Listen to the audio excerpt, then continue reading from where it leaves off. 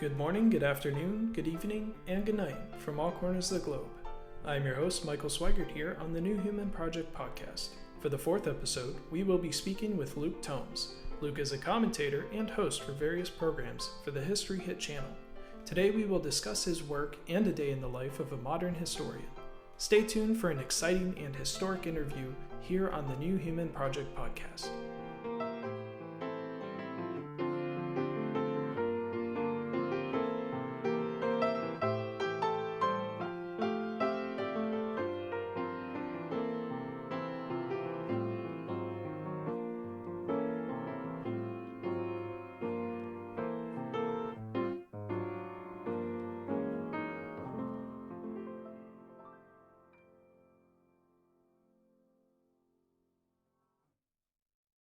Hello and welcome to the fourth episode of TNHP. It's good to be here. Thanks for having me on.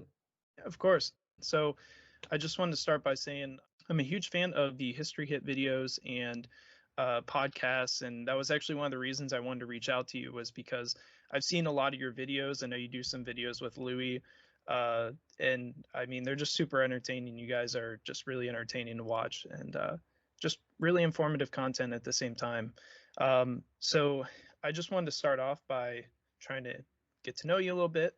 So I was curious if you could tell me a little bit about yourself, where you grew up, interested you, what kind of drove you to choose the career path that you did.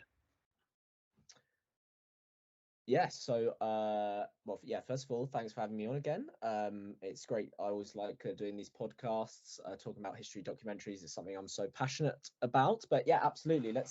We can start from the beginning. I come from just south of the UK, England's capital, London, just in one of the home counties around London in Surrey. And I mean, in England, as I'm sure you're aware, there's history around every corner. If that's your thing, you're in the right place. And I live in a particularly historic area as well. There's a park next to me that used to have one of the biggest palaces that belonged to one of the most famous kings in history, King Henry VIII. But I wouldn't say that was where my passion, was first sparked. I used to watch history documentaries, read history books ever since I can remember. I always consumed history media, whether, like I said, it was in the form of a book. Podcasts weren't really a thing when I was younger, obviously, but there was radio shows. But for me, it was mainly books and TV documentaries, which were first starting to become a regular occurrence on linear TV channels. People seem to think that documentaries have existed for ages, and they've existed for a good 40 to 50 years, but in the style that we really recognize today, presenter-led documentaries. It was really sort of just post 2000 that they came in. And yeah, I used to watch a lot of those. Simon Sharma's History of England. A lot of Dan Snow's 20th century battlefields. I don't know, obviously now working with him as well, which is pretty mad. So yeah, used to watch a lot of documentaries. Yeah, that's awesome. I was just about to say, I know Dan Snow he appears a lot on the History Hit channel as well. So that's interesting that you say 2000 is kind of this turning point where we actually see modern documentaries with people presenting and leading these types of things. I didn't know that was such a sort of a modern concept, I guess. That's interesting, I would say. Yeah. I mean, there are obviously exceptions, but having even studied at university for a short period, I was always history was always an interest of mine. I loved, dressing up as historic characters. I love historic films. I've always been obsessed with history, but it was kind of the how the two came together when I first started seeing documentaries. I loved the fact, and I always say this, I love the fact that you could create something like a film, but was also very educational as well and quite academic. Having really having appreciated the academic side of things as well, studying it at school and then doing my BA and masters at university as well. I've always appreciated the academic side of things, but also I always liked the media because and the sense that you can make it accessible to the public, and I think the documentary does that so well, and continues to do it so well, and that's why we still we still exist as a business, and why there's still plenty of fantastic documentaries, certainly here in the UK, that get released every single week, month. Yeah, of course, I completely agree with that, and we can talk more about that here in a bit. But when you talk about the accessibility of information and the entertainment aspect, I feel like that's really what the History Hit does pretty well, because you got people who are studying these things, professors like I know Dr. Kate Lister, Dan Snow, different various people who are, I'm just naming the ones off the top of my head.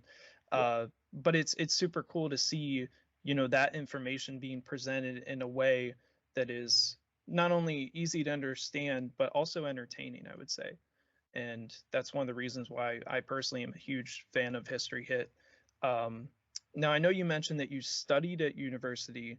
I was curious, what specifically did you study? Because it seems like you've almost got a little bit of history, but maybe a little bit of performing or something in there. So yeah, it's interesting you mentioned that. I never studied performance art or film or TV as a subject. It was always strictly history. But there are certainly reasons why I believe I've ended up doing, primarily the series Could You Survive? I think it is an amalgamation of all the things that I was passionate growing up. I used to do a lot of drama. I'm not sure I would rate my acting anymore, but I used to do a lot of drama, even musical theatre performances. I mean, history, musical theatre is huge, obviously, as well. So I used to do a bit of that, but primarily where a lot of the skills that I really use on a day-to-day basis at History Hit, I developed being part of a society. I don't know if you have societies or you call them something different in the US, but they're kind of extracurricular groups that you can become a part of.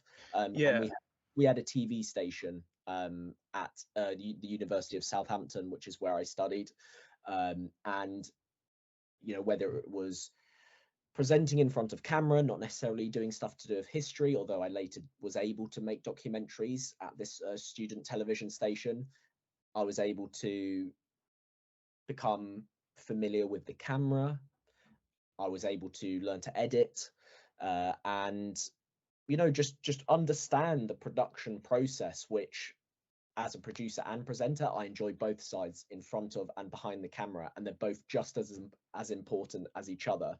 And I learned a lot of that not through my degree, and my degree sort of complemented it, which was I was very fortunate to be able to do that, and I was very fortunate that my university had such a good TV society.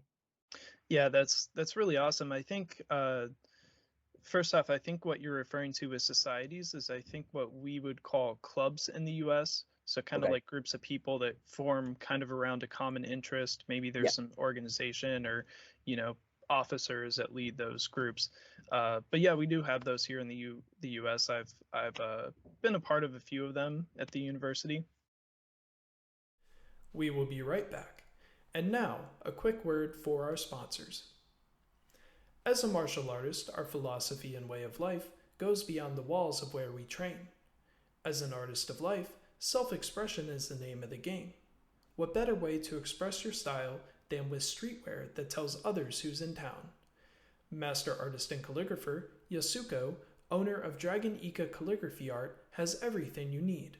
Whether it's hand-painted calligraphy shirts, custom-made Japanese calligraphy necklaces, artistic drinkware, or seasonal specials, Dragon Ika has everything you need to express your appreciation for life and art.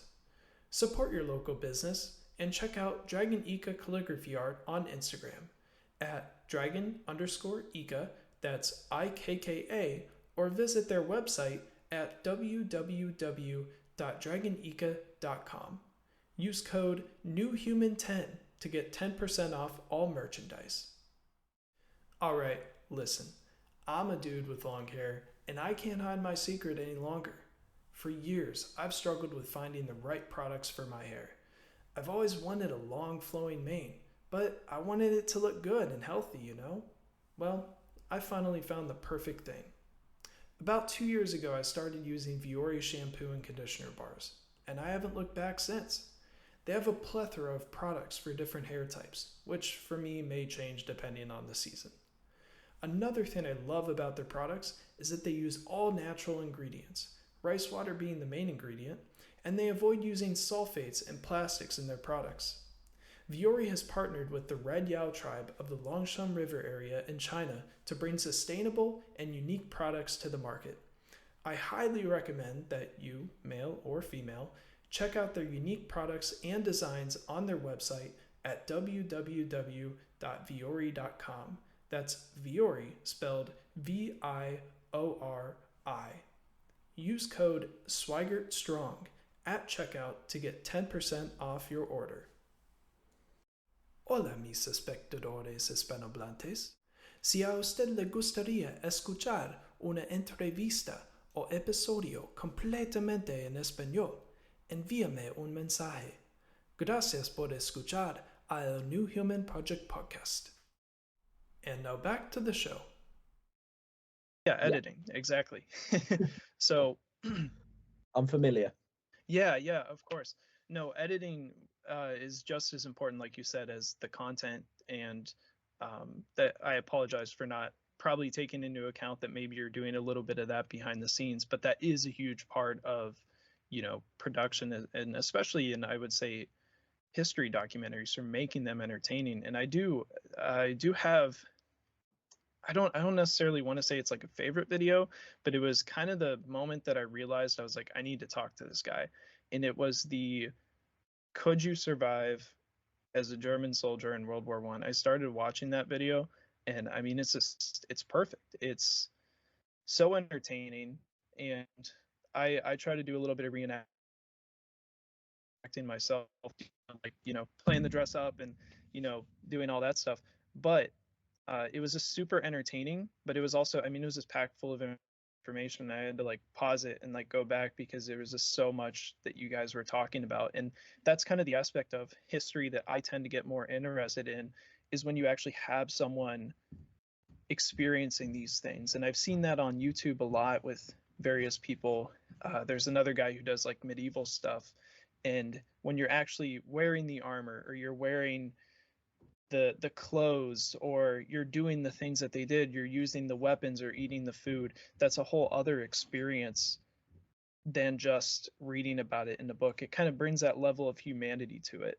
And I think, to me, that's really fascinating, especially in the form of documentaries being entertaining, because I think there's kind of this, I don't know if it's true, but a lot of times when you say, "Oh, I like watching documentaries," it kind of gets associated with just information. It's basically a book, a live book. Yeah. But I think there's a couple of things to unpack there. I think the first thing I would say on your point to do with editing, the media space now, certainly in Europe and in the UK, a lot of people who work in the media, certainly for small production companies, and History Hit is a small production company which is part of a bigger sort of conglomerate. We're ultimately owned by Warner Brothers, I think. There's I would say, almost, you've got to be a jack of all trades nowadays. So I fitted in quite well when there's a lot of freelancers and people who are out of work in the media sphere, which is, it's definitely sad. But what that means is that nowadays you've got to be able to do a bit of everything. And you mentioned the "Could you survive as a German soldier?" That was a shoot in which I was fortunate to have a director. I'm not always fortunate to have a director. Sometimes I have to kind of do that myself. We had some great great contacts who provided an incredible trench system. I was even contacted by someone who had done a documentary on the BBC about in 2008 and said, where did you find this incredible trench network? So I was fortunate to have that location as well. But in terms of the edit, I was I did a lot of that edit myself, with the help of some others as well. And that's just the way History Hit certainly works nowadays. And I know potentially I'm in a bit of a unique position in which, not many editors edit themselves, but it certainly happens. And I quite enjoy it. I quite enjoy being able to research and present, but also I can totally understand where editors find their passion for the practice of being able to weave together. At the end of the day, they can shoot whatever they want, but it's your job to take what they've given you and weave together. You're like the puppet master, weaving together this product, this documentary, this passion project. Everything is a passion project, and you are responsible for what the end result is and what the audience sees. So you can probably tell that I have, that's where I have my passion for being in front of the camera, but also behind the camera as well. And it's nowadays you've got to be able to do a lot of that. And you see it with people who are online on TikTok or Instagram as well. A lot of people are filming themselves and then they're editing it themselves. And, whether you like it or not, there's pros and cons to both ways. But that's the way that the media landscape is changing. And one thing History Hit has always been is ahead of the curve, whether it comes to podcasting or, utilizing YouTube and Could You Survive, for example, is a format that there is no way that format would have been commissioned for a linear TV channel. It just wouldn't have happened. But History Hit saw the potential in it, and we, put it onto the YouTube channel, and it received far more viewership than even our subscription channel did. And that just goes to show, I'm very grateful for the faith that my team had in me, and the fact that they were able to see, as you mentioned, Michael, that putting on the armor and the helmet, it's completely different to what's written. You really feel it. The presenter feels it. And once you get over the sort of, oh, I'm wearing armor, does this look comical? We sort of thought that when we first started the series, but very quickly we realized that the audience actually appreciated it because they wanted to see what it felt like. They wanted to see what the normal average soldier's experience was like in these conflicts, because we've heard all about the Kaisers and the monarchs and officers, and we wanted to tell the story of the ordinary people. And we very much take our research seriously, using quotes from real soldiers and things like that. So it's sort of like we're pioneering in a sense. Yeah, of course, I completely agree with that. I think that the use of media that History Hit uses is pretty extraordinary, and I didn't know that you were the one who was actually kind of directing these videos, and that you didn't always have a director. That's a lot of work, because this is a podcast for me, so I do all my own editing and stuff, but it's it's not as much cutting and splicing and things like that as much as I would imagine like a full-blown documentary that's like 45 minutes on YouTube is. And no, you're completely right. That was one of the first things that I noticed when I watched the World War One Could You Survive video, is it was over, I don't know what it is now, but I know one of them has like over 500,000 views, and it's just it's pretty insane. And the media escape, like you said, is kind of changing, and taking that risk of sort of putting yourself out there, I feel like is a really good thing, because sometimes I've found that when I'm watching these documentaries and listening, some of these bits of information it's kind of unique. These aren't things that you're going to hear or read about in school, what they ate, what was a normal schedule like, because that's a very different thing too. We have a very, I don't want to say we obviously have different conventions and norms today, when we go to bed, when we wake up, all these different things. But like a night, what was his schedule like? What, these aren't things that you really get to see when you're just kind of studying the generalized history. So when you really get to delve deep into what was his schedule like? When did he wake up? What did he eat for breakfast? Did he even eat breakfast? Did he eat lunch? And they had different names for it. And so it's really, really unique. And I'm a huge fan of those videos. And I think, correct me if I'm wrong, you work with, I think it's Louis Descent. Is that? Yeah. So, correct? we used to work together. He doesn't work at History Hit any longer, but it was certainly a joint collaboration. The Could You Survive series. He's doing his own fantastic thing at the moment as well. But if there's anything we at History Hit, we still make traditional documentaries. We work with traditional broadcasters as well. I personally really enjoy the presenter in chinos and a shirt walking around, the Colosseum and things like that. I love that as well. Yeah. And there's a lot that goes into that as well. And there's an art form to it. And it's what I grew up watching as well. But what I would say is, if I had to, looking back in however many years at my time at History Hit, I'm pretty sure one of my, greatest, I would say, the thing that I would almost be likely to be most proud of would be developing this Could You Survive series, because it's something different, and it was something that we were told wouldn't work. And, with the media landscape ever changing, I'm quite proud that it worked and people really took to it, and that we've developed and we've made so many episodes using that format. And also there are so many things as well. It takes aspects of the traditional documentary but adds new flavors to it, and it also brings in, you mentioned you did some reenactment, it brings in a reenactment community that I feel, oh, they're so great. I love reenactors. I mean, you'll have wild experiences with them, mostly positive, but Mostly, yes. you never have a dull experience with them, as I'm Yeah. sure if you've done reenactment, you'll know. They'll be the first to admit it, but you never have a dull day. But it makes for such entertaining shoot days, and they're a great community, and they are often underrepresented in the traditional documentary format.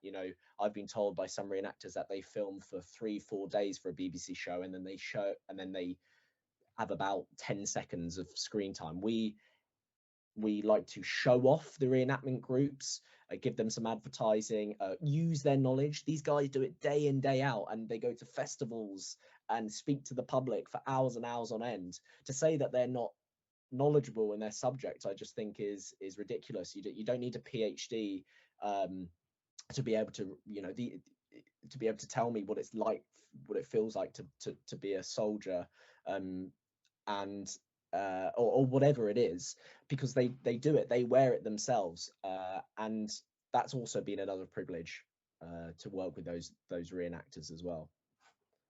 Yeah, I agree. And I don't know what it's like in the UK, but a lot of times here, in the US and the States, our reenactment groups typically aren't really paid. I mean, there'll be like museums and stuff that will like provide food or, shelter, pay some sort of gift or something, so that way, it encourages the group to show up. But most of the people, at least here in the States, are doing it as more of a passion project. They're doing it because they really enjoy it, and they want to, keep the history alive, keep the knowledge, flowing.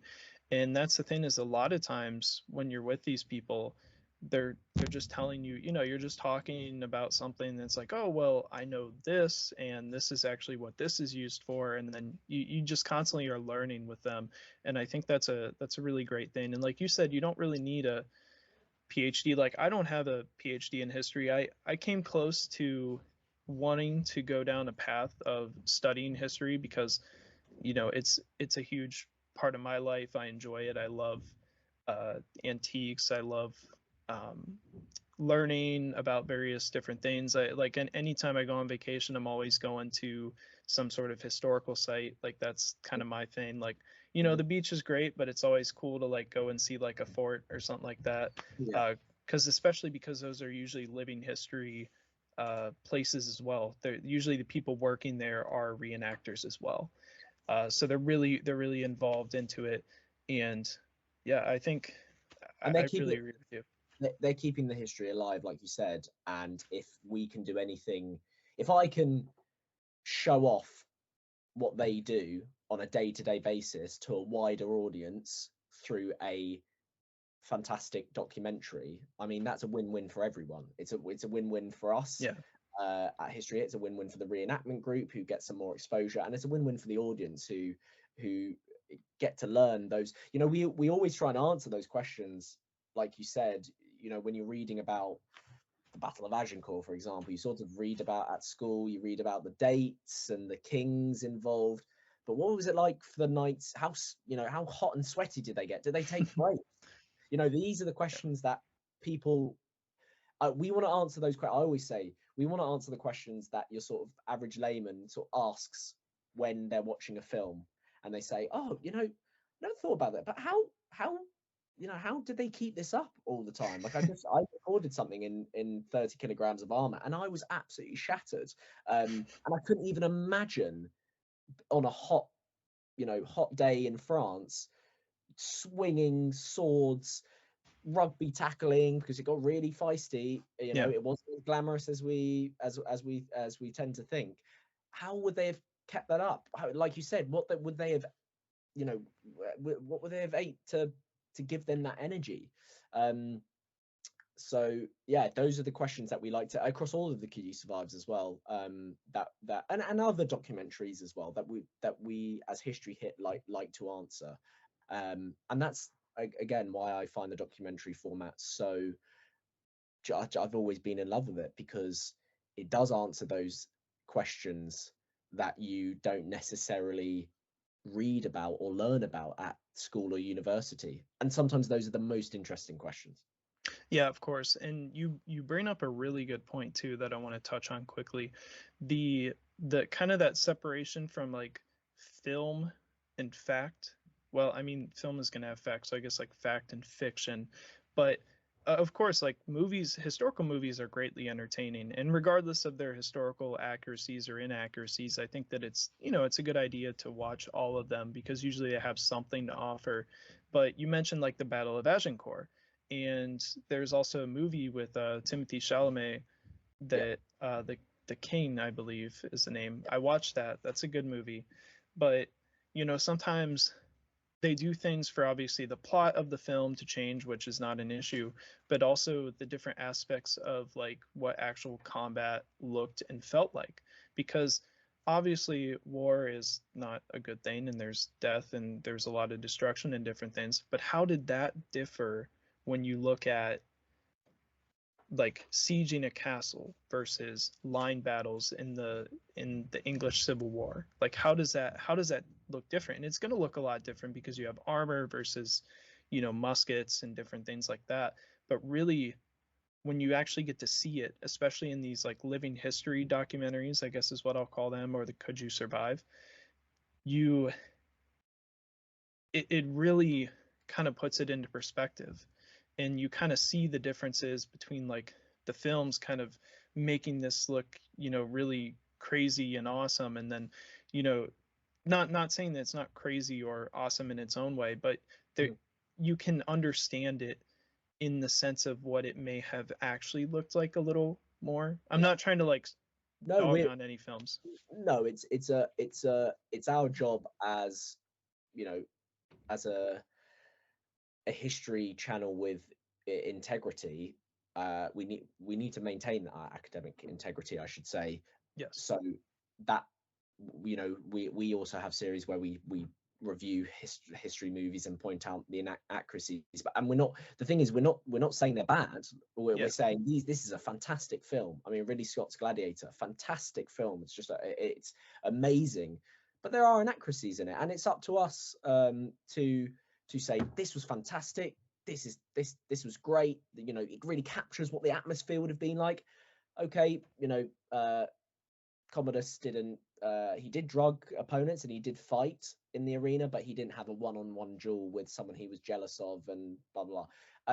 And I think people enjoy that as well. And yeah, again with it, you know, bring it back to the Could You Survive? We try and do that. We want to make it entertaining, so we do often film sequences or battle sequences as best we can with the numbers of people that we have.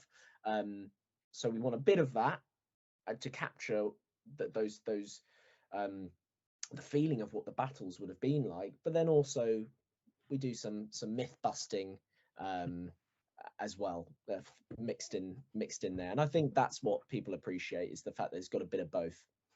Yeah, of course. There's the entertainment, but it's also very informative. So you Yeah. get both aspects.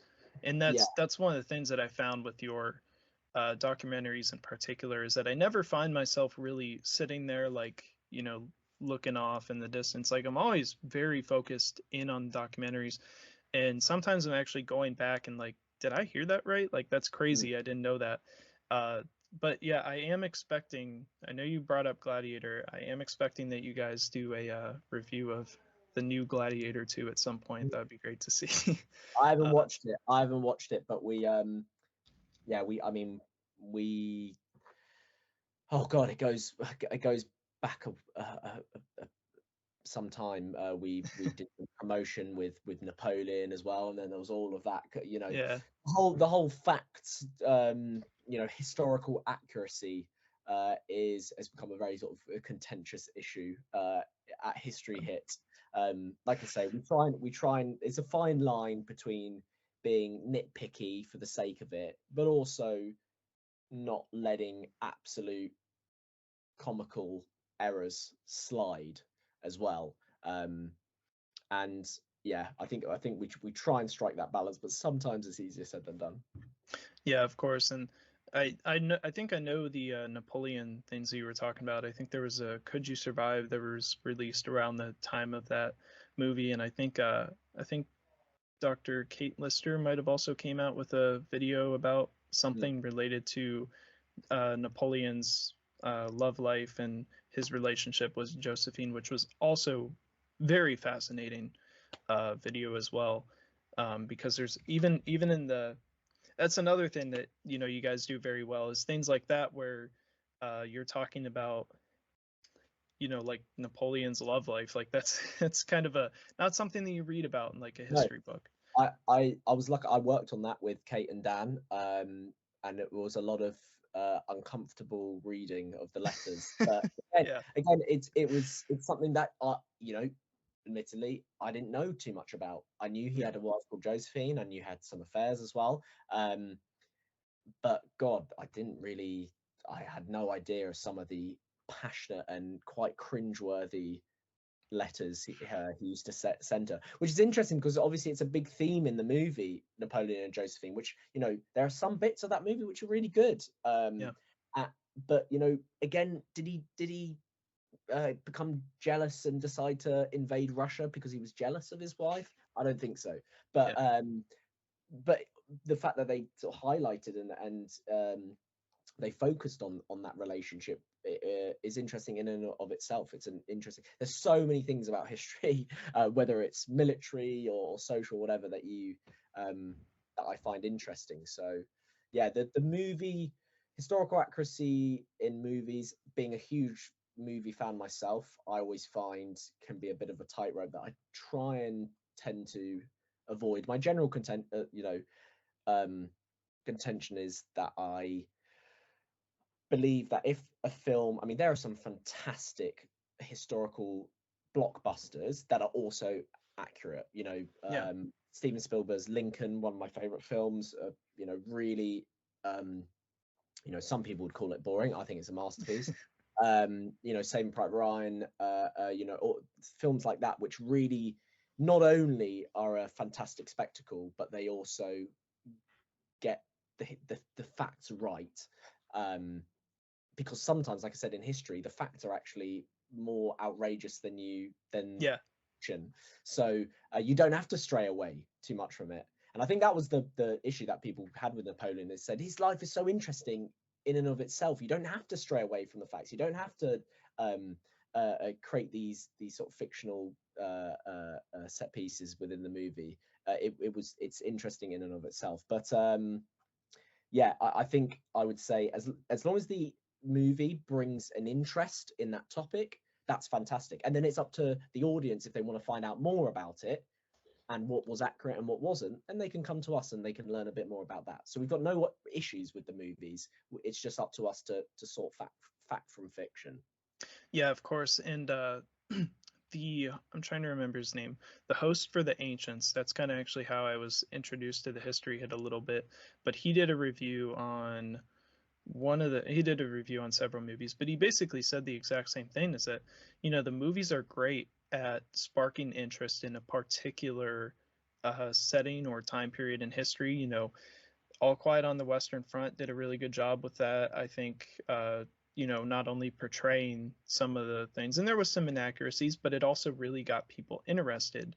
Yeah. And then also you have the movie like Napoleon, which kind of really sparked again sort of this interest in his life and maybe some of his more personal side of things, which I feel is actually kind of interesting and cool, because so much of Napoleon is just about his military ventures and things like that, that you kind of get to see a different side of this person. Whether or not it's true or not, it's still interesting to see that now there's a little more research, or at least people are interested in it, I guess. Yeah.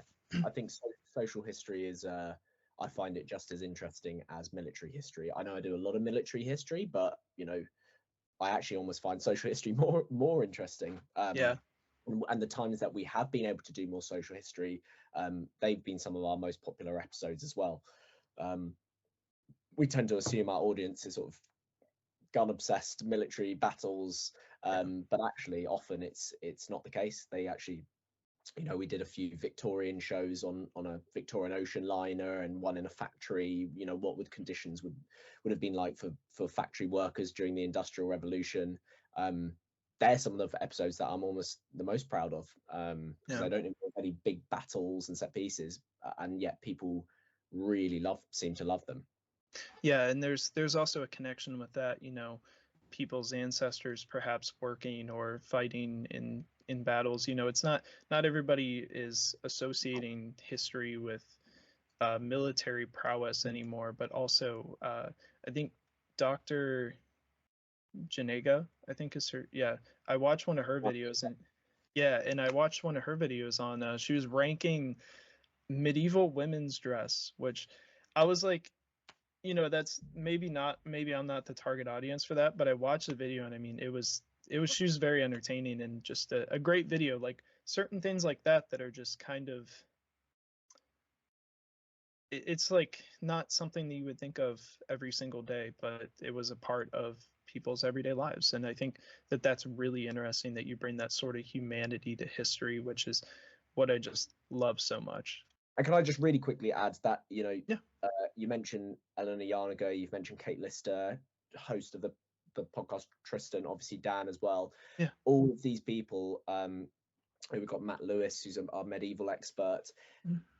It's, there are some fantastic, we also do fantastic documentaries which aren't presenter led, and use archive and that kind of stuff, which is we've produced some fascinating World War II documentaries using letters and things like that. But certainly, those presenters that you mentioned, they're so good, because they are the anchor between the audience and the history, and they do such a good job of, you've got to really, it's something I learned from Dan a lot, and why I'm such a big fan of his, and seeing it up close, is how he's able to provide enthusiasm, but also use his tone of voice to be versatile, and he changes his tone of voice depending on what he's talking about, and the delivery of lines. There's also an art form in that. So shout out to our presenters as well, because they, like you said, it was a topic that you weren't necessarily interested in, medieval women's dresses, but the fact that Eleanor can with her enthusiasm and her knowledge and the way that she, delivers her lines and analyzes these things on camera, actually enticed you to watch that. So that's Yeah. a credit to the presenter as well, which this very much still I believe a big place for engaging presenters within the historical documentary format. Oh yeah, I agree. I think that's one of the reasons why I was so interested in your videos is you and well, I do want to say I do appreciate everyone there. They're all great, all of them. I've seen most of the presenters, most of their media at some point, whether it's podcasts or videos. But you definitely have a point to make about the enthusiasm that, when you present something in that you still have that position for someone. I think that's very important. Dan, I know what you're saying when he has that enthusiasm, and he can really, when he's really trying to get a point across, he'll really speak crisply and straight in the microphone. And then you as well, in the Could You Survive videos, you have that similar sort of mannerism in which you speak when you're trying to do that. So it is very much an art form, I think. And I do want to ask you though, do you have a favorite documentary or a historian, I guess? So wow, God, that's like asking what your favorite film Oh is. no. Like it's so difficult to say. Yeah. I've got so many. I think it sounds like a cop out, but it's not a cop out, because it's true. I'm Dan was the presenter that I used to watch growing up, and he's had such longevity, and I think it's because of his presenting style. I mean, there are some fantastic presenters who are very soft and with their delivery, and they're articulate, and you can see that they're thinking as they're speaking. But Dan has this, like you said, it's an enthusiasm and knowledge. I mean, he does every topic under the sun, and he can still bring a breadth of knowledge to each subject. But he just, as that anchor, to get someone interested in a topic, even if they're not interested in the first place, I think is unique to him. And that's why he's still doing. I was watching one the other day for Channel 5 on the Colosseum that he presented, and also just the fact that he's able to, he could be in the Colosseum one minute, and then he's in the Roman sewers the other minute with a sort of hard hat on. He's about 6'7", so it's like he's always trying to duck under stuff. I mean, I'm 6 foot, he absolutely dwarf. I look like a dwarf compared to him. And not every presenter can do that and still deliver confidently to camera in pretty much any situation. So he would say he's a historian that I've always looked up to, and it's an absolute privilege to learn from him every single day. In terms of a documentary, I mean, there are so many. Maybe your US audience might not be familiar with them, but there are fantastic. Some of the best documentaries are still on linear TV. BBC did one on the Troubles in Northern Ireland, quite a niche subject that a lot of people don't know that much about, but was so bitterly divisive.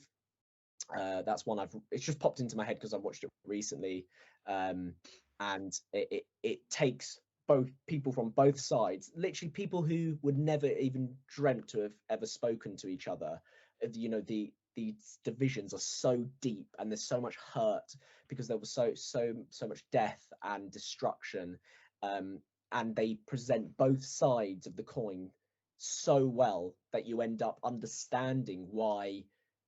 It's a bit like Israel and Palestine at the moment. It's the world has become so partisan. It's like you're either completely pro-Israel, you're completely pro-Palestine, and the fact of the matter is it's complicated. It's so Yeah. complicated.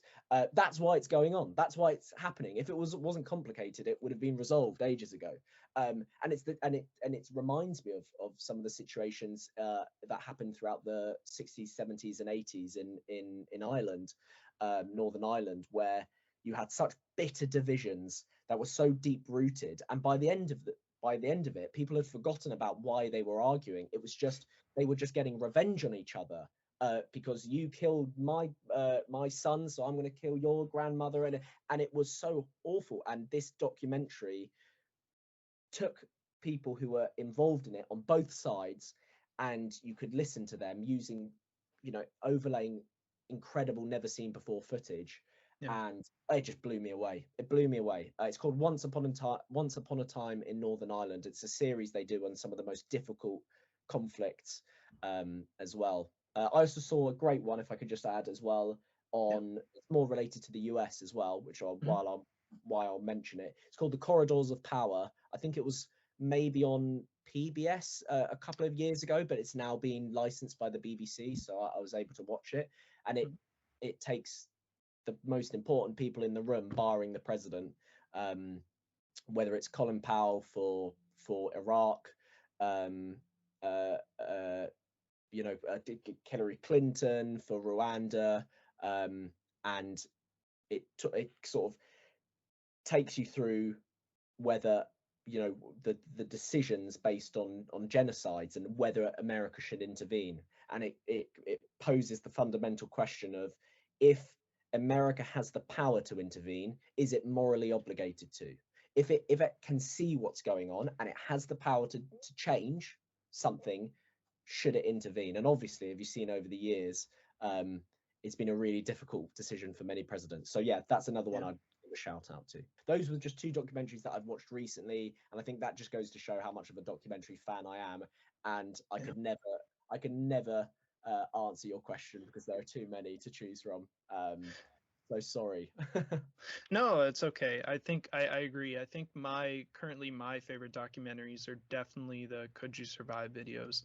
Those Oh, ones are I love those. I just watched the Victorian Could You Survive as a Victorian uh Victorian oh seaman, yeah, yeah. That one I yeah, think was done a year ago. But I'm a huge fan of those. I think those are currently sort of my favorite ones right now. great to hear. That's great to hear. Well, Yeah. there's plenty more in the works. What is your favorite period in history?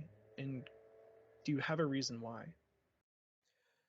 I would say my favorite period, or the period that I'm most interested in, is the 18th century. I think it's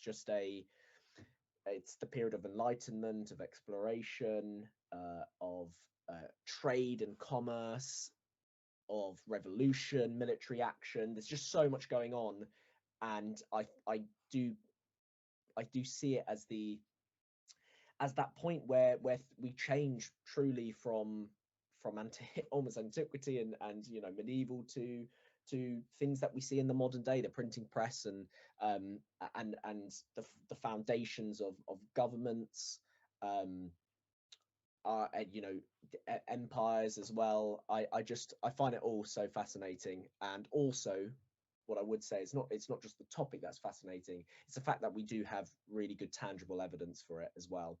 you know I love reading and learning about the Romans, but often, you know you're having to jump from a piece of pottery to quite intricate conclusions, and you're reliant on a few bits of archaeology, whereas in the 18th century it's further enough back in time that it's fascinating. You can't just, oh, it's my great grandfather. It's far back in time, but it has that mystique around it. But also you have so much evidence, whether it's architecture, archaeological, or written evidence, that you can use to learn about it as well. So I think it hits that Goldilocks zone for me, if that makes sense. Yeah, of course. I think it's kind of the threshold. I mean, there's different points in history where you can point at and say, oh, this is a modern era or this is a transitional period. But I think you mentioned something very important, which is enlightenment and revolution and exploration. It's kind of where the two worlds kind of collide in that era. I mean, 18th century, probably more late 15th, 16th, and 17th century is like early exploration, but it's still all within that period where you have this rapid changing of thought and meeting new groups of people. And I think that's very fascinating too. That I think the reason the ancient civilizations, especially like Rome, like, there's this whole like meme now, what's your Roman Empire? It's this idea that what do you think about, like, on a constant period of time, what are you always thinking about? And I think for some people, at least for me, the ancient periods tend to have this mystique around them because they're so long ago, when at times when you really look at it, they're not, I mean, I don't want to generalize and say they're not very much different than us, but the more recent periods in history, I think, also have a lot of that importance in shaping who we are today as well. Because even though we have more and more records from, or surviving records at least, I think that that is a period that's very important for kind of telling us maybe a little bit more about how our modern history came about. But that, yeah. So your favorite period of history is ancient history. That's a good. See, I knew you were going to ask me this question right back, but I can't. I don't think so. I don't know. Let's see. I do like ancient history. I think it's very interesting. I think that, especially, I mean, when we talk like prehistory too, that gets even crazier, because then a lot of that sort of a lot of those studies and research typically seems to come more from like DNA and genomics and things like that, which is very fascinating and a very different type of research, to say the least, as opposed to like looking in records. And that's what really interests me too, is you have this like prehistoric, I was listening to a podcast by History Hit one day, and they were talking about the genomics of Neanderthals and Homo sapiens, and how when it mixed together, perhaps it gave us some diseases that we have today, like autoimmune disorders or certain like deficiencies or things like that, because of the interbreeding. And that to me is so fascinating, because that's not something that you can really pull out of a text. That's something that is like hard fact, like this is probably an explanation for why we have those things today. So, ancient history, but also the pre-modern and modern eras are also interesting to me. I would say right around World War II is where my interest kind of greatly drops off. Everything pre-World War II to me is more interesting. so basically, everything pre-World War II. Listen, I mean, but that, hey, that's why we love history, and that's why I certainly at the moment, I wouldn't want to go down the line of studying a PhD in something, whilst it would be fascinating to focus on, go into such depth that perhaps not many people in the whole world have ever gone to on a certain subject. I like everything, man. I like you said, I like prehistory and Iron Age tools just as much as I like reading about the French Revolution, the Bill of Rights, stuff like that. I find it all so fascinating. But like I said, if I had to choose one, the thing that I find easiest to dip into, basically all the other subjects, it takes me not too long, but it takes me a while to kind of get myself really interested in it. And it doesn't take long, but once I start thinking about, wait, this would have led to this, and this is what this means for you. Oh, I can see how, this was a hugely sick. This wouldn't have happened if this hadn't happened. I can get fascinated by pretty much any period of history. But I find the 18th century is just like clicking the fingers. and I'm there. I'm on James Cook's voyage around the Arctic and Australia and things like that. You know, there's everything's happening. Science is happening. You know, global economic trade is happening. Like you said, there are the mix of culture, or the clash of cultures. Yeah. We're starting to learn things about geography and medicine, and nature as well, animals and everything like that. You know, there are moral issues, the slave trade, Yeah. you know, really archaic institutions that still exist. So it's kind of like the old and new are battling Yeah. against each other in this really interesting period. But anyway, I'll stop talking about the 18th century. No, it's okay. I know. I think you've done quite a few Could You Survive videos there. So I kind of had a feeling that it was going to be somewhere in that period. But that's not to say, you know, again, anything after 1945, I'm going to lose interest in. But I agree. I think there is a little bit of that, you know, that sense of maybe adventure a little bit when you look at these periods, because like things are discovered, but there's also a lot more to discover. And I think really what you said, yeah, the clash of cultures and the clash of concepts, which is another issue when you're looking at history, is putting your modern filter over things that happened Yeah, in the past, you know. yeah, Because I mean, obviously slavery in the US is not the same as like slavery in Sparta, but it's a different sort of idea, this idea that you can, you know, own a human being or something like that. And again, that's a terrible thing to ever think about, but it did happen in, at least not only in the United States, but also way back in ancient history and places like Sparta and other civilizations. It was a core part of their life, their everyday life. It was how their society functioned. And you know, that's really interesting to me. And again, that's why I can't say I have a specific point in history, and usually it changes like on a monthly basis anyways. So yeah. I'll watch. You'll come out with a new Could You Survive video next week, and I'll be like, oh, the second Boer War is now my favorite time period in history. Is that you trying to like give me ideas? You know, yes, actually, because there's that sort of, and I could just be ignorant here, but there's a lot of videos in, or video games and movies and a lot of media surrounding these big time periods in history, like World War One, World War Two, Civil War, American Revolution, all these different time periods. Samurai, you know, just to throw in some of the other stuff there, so we were not just focused on Western history.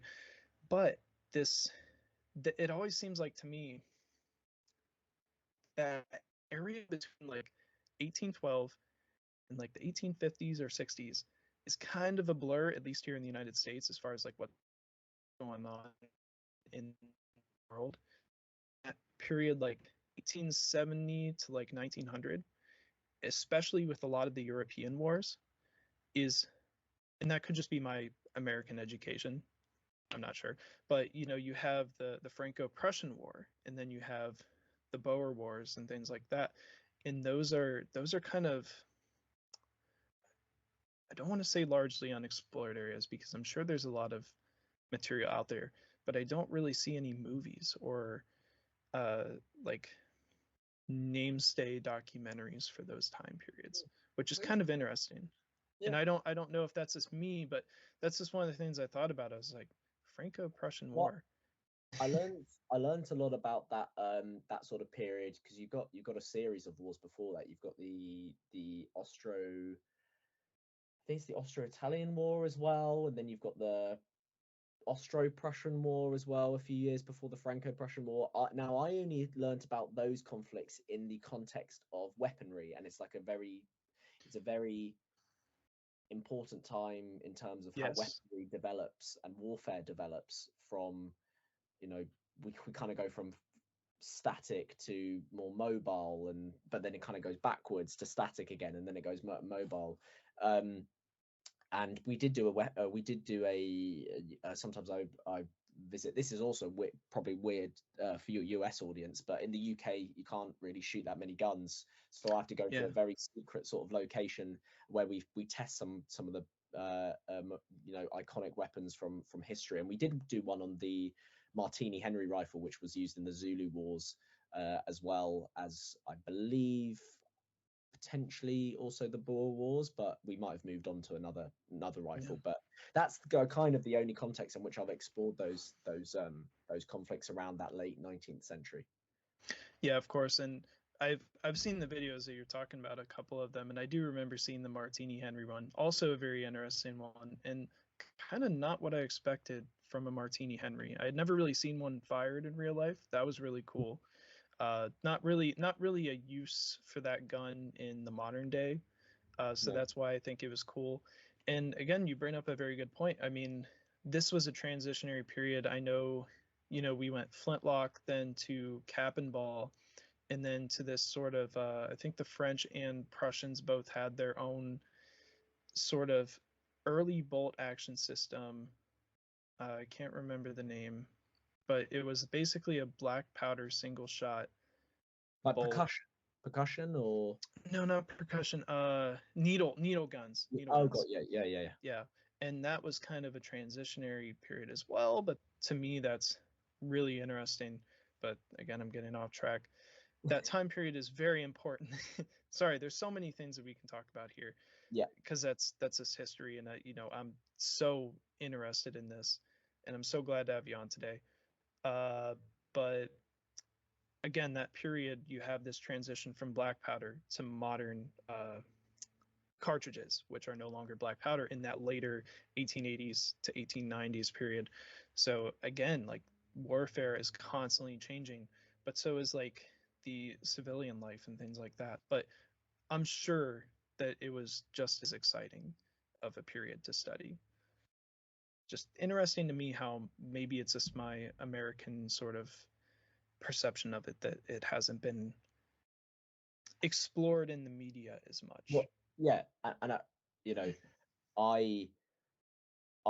I'm so privileged that I can go from one day speaking to someone about conquistadors, and I'm on a Spanish galleon speaking about piracy, to then going to a factory to talk about civilian life in the Victorian times, to then going to the armories and getting really passionate about bolt action systems. Like, that's just that I am fully aware that I'm in a really fortunate position where I can learn about all these, whether it's social history or military history, and I don't mind, as we've demonstrated by the tangents that we've gone on during this conversation. I don't mind going into the details of anything, and I find all of it fascinating. And stick me in a room with recently was just filming a Russian World War II weapons. I'm going to be just as passionate about the Russian sniper bolt action rifle as I am about the social life of 8-year-old Victorian children working in cotton mills. That's just the position that I find myself in, and I'll continue to do my absolute best to be the anchor in which the audience, I can share my enthusiasm, and hopefully it's infectious and the audience sees it and continues watching. Yeah, of course. And I think that really having that passion for history and the things that you do is usually why these things are received so well, because you really want to put the best product out there. And I think you guys are doing a great job. I'm a huge fan of the History Hit, like I said several times. And again, we can go on so many tangents on whatever, and I don't mind. It just happens naturally, and that's a good thing, though. That means we're having a good conversation. Yeah. But I wanted to ask you, I wanted to kind of get more understanding of what you do on a daily basis, and where you want to go and what you are currently doing. So what is your specific role here at the History Hit? And I know you've kind of touched on it a few times as sort of an editor, but also a presenter. And you've also said that you've worked with some of these other people like Dan Snow, Kate Lister, and so on. How would you best describe a week or a day in the life? I guess because it's going to change on the daily. What's a typical week like for you? A typical week for me is always different. It's one of the reasons why I can, I, I continue working at History Hit and continue to love it so much. Is because it always changes. I go through periods where I'm researching, whether that's researching reenactment groups or writing scripts for Could You Survive series, or just researching certain topics that I'm presenting on, speaking with contributors as well. I could be doing that one week. I could next week I could be out on location filming, so a lot of late nights, hotels, etc., all across the country, perhaps traveling as well. And then the next 2 weeks I could be in the edit suites, either working with editors or editing myself. Even sometimes from home can edit as well. So I have a good mixture of getting out and about, focused research work, and then also, using edit software to sort of stitch all the stuff together. So it always changes. And yes, you're right. I'm lucky to work with some fantastic presenters who are far more experienced than I am, and I can learn so much from them. So sometimes I help produce other videos that I'm not involved in, and I enjoy them just as much. Like I said, because I can learn from these presenters, and often they're doing subjects that I'm just not qualified to talk on it, or at least in the depth in which they go. So it's great to see, and it's great to help out with that kind of stuff as well, and also just builds up your network of historians, which History Hit does so well. We have such a good network of historians that we can use, because that's our ultimate goal, is to give the audience the best historians, who are also give them a platform. So yes, a mixture of editing, producing, script writing, researching, and presenting. Not your average job, I appreciate. Yeah, of course. I appreciate you sharing all that, because I see on the outside, and I'm sure it's also maybe a little bit similar with my podcast, but you only see what you see from the person. So, I only see your documentaries, but I would assume that, based on your enthusiasm, not only here, but particularly in your documentaries, that, you're researching these things, you're trying to be as knowledgeable as you can. So that makes sense that you have a lot of extra time being spent on the research and everything. And that's another thing in history, is that you have to really dig, and it's not always easy. But I'm sure you obviously know that you have a great team around you. And I also didn't know that you kind of helped out a lot of the other people with their documentaries too. That's pretty neat, or their videos, or whatever they're creating. And I guess that kind of brings me to my next question. So you talked about researching and preparing to film these documentaries or podcasts or whatever. Well, mainly documentaries, as in the form of like, uh, I assume you're mostly working on like video presentations. Correct me if I'm wrong. Uh, Say that again, sorry. Yeah, of course. So I assume that you are mainly working on documentaries or video presentations rather than like podcasts and stuff. Yes. So I work primarily in the TV department, which encompasses Gotcha. not our subscription channel, where we produce a documentary every week for paying subscribers, but Mhm. also encompasses our YouTube channel, which I work more directly on. I'm more with the YouTube team. Gotcha. That's kind of what I figured, but again, that's where I only see that one dimension, not one dimensional, but that one side of the work that you Mhm. do, which is mostly on YouTube, and that's great. I love using that to see what you guys create.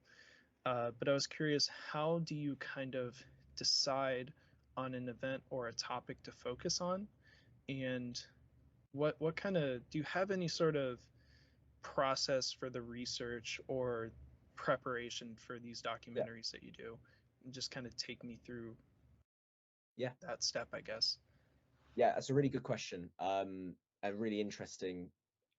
We, especially when it comes to the topics that we choose to do, we meet in person in an office in London fairly regularly as a TV department to talk through topics. It can be, the topics we choose to do, there's such a multitude of factors. It could be anniversary based, big anniversaries. We have a fantastic database of all the big anniversaries of certain historic events that we want to cover.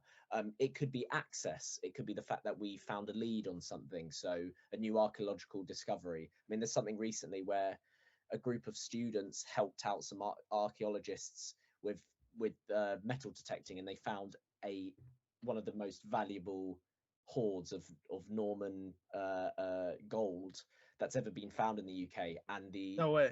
That's so cool. and the students who just helped out the metal detectorists got a share, like life-changing money. Yeah. So we got a lead on stuff like that, whether it's just other archaeological finds. So it can be dictated by that. Mm-hmm. It can be dictated by data. Data's a new, we've got great analysts who are able to tell us, okay, they're watching a lot of, people love Anne Boleyn, especially our folks across the pond in the US. They absolutely love the Tudors and Anne Boleyn, so we give them what they want.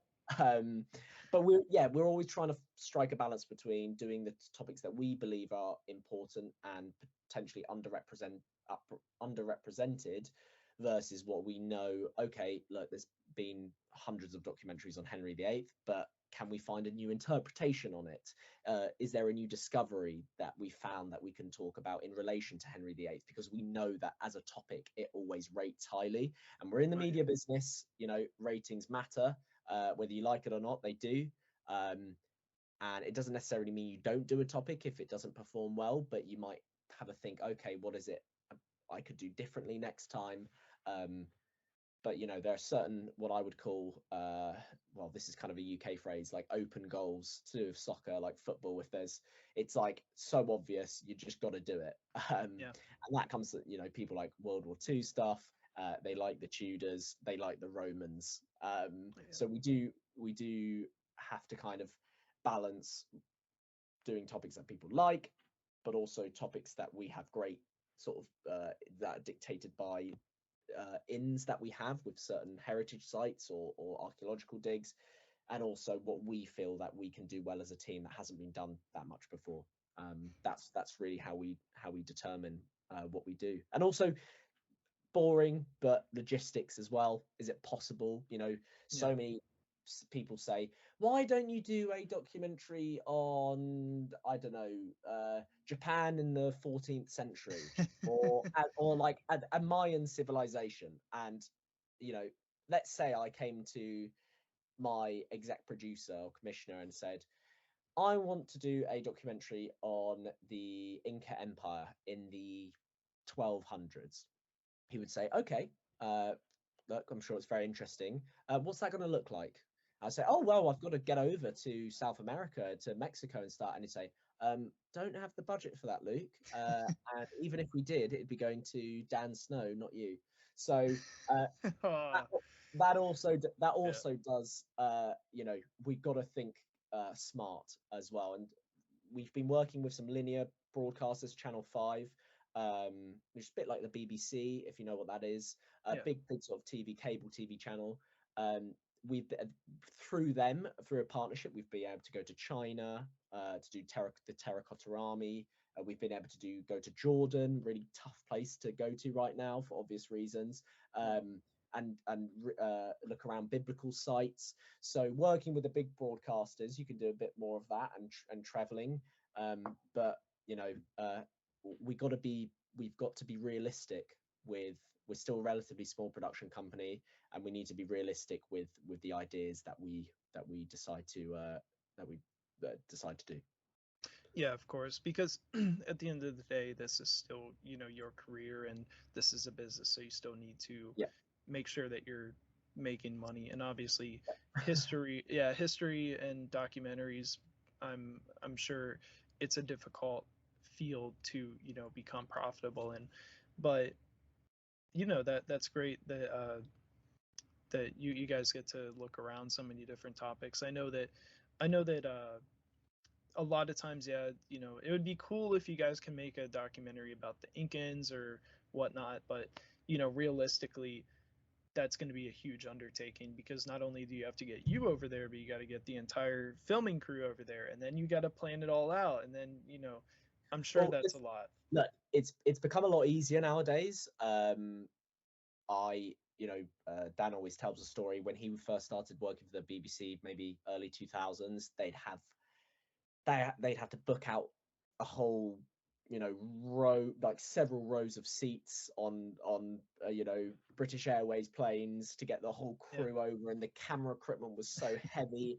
And those cameras, those huge gigantic cameras that they used to use, your modern iPhone has far more quality on their camera than those cameras worth thousands of pounds back in the day. So it's a lot easier to travel over, and that's part of the reason why we get these deals with the big broadcasters, because we can be quite a small team, and we can create quality products that go on cable television with really a minimal crew and camera spend. But that's kind of boring logistics. Thank you again for coming on. I just wanted to ask you a couple of things right before we left.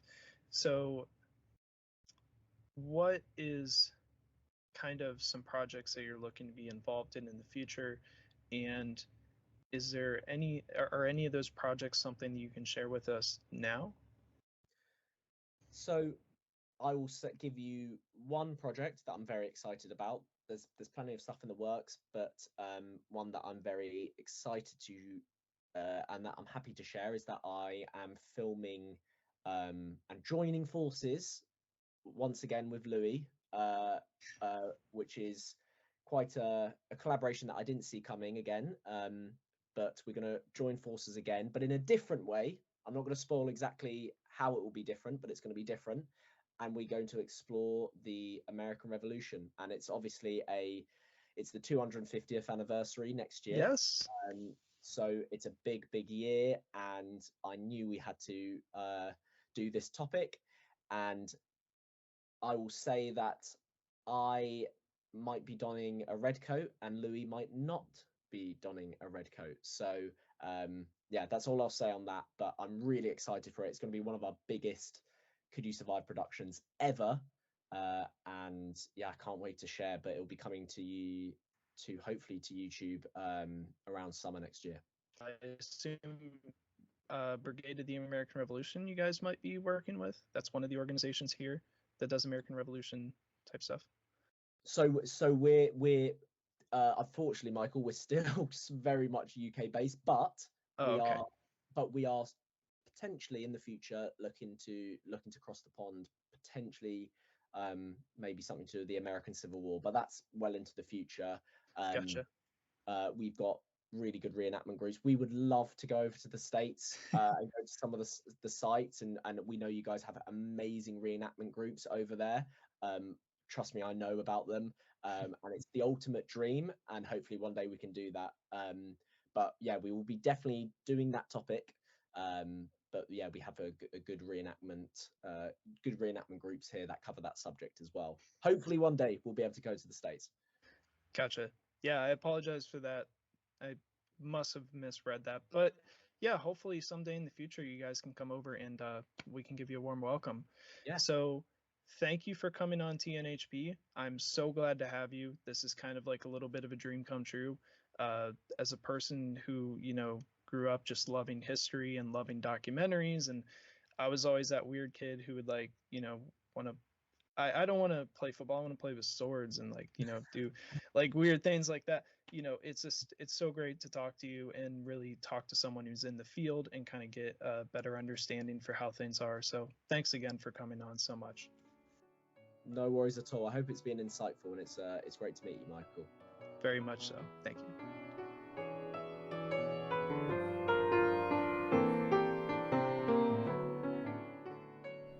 My guest today was Luke Tomes. Luke is a presenter and editor for the UK-based History Hit program. If you are interested in more History Hit content or seeing Luke and his colleagues in action, please check out the History Hit app, the History Hit YouTube, or look for History Hit Podcasts on Spotify or wherever you get your podcasts. For more philosophy, self-help, health, and historical content, tune in here once a month to Spotify, YouTube, Apple Music, or wherever you get your podcasts. Follow us here and on Instagram at TNHP_podcast. For updates, content releases, free resources, or everything TNHP, subscribe to our new mailing list. I am your host, Michael Swigert, and I thank you for joining me today on the New Human Project podcast.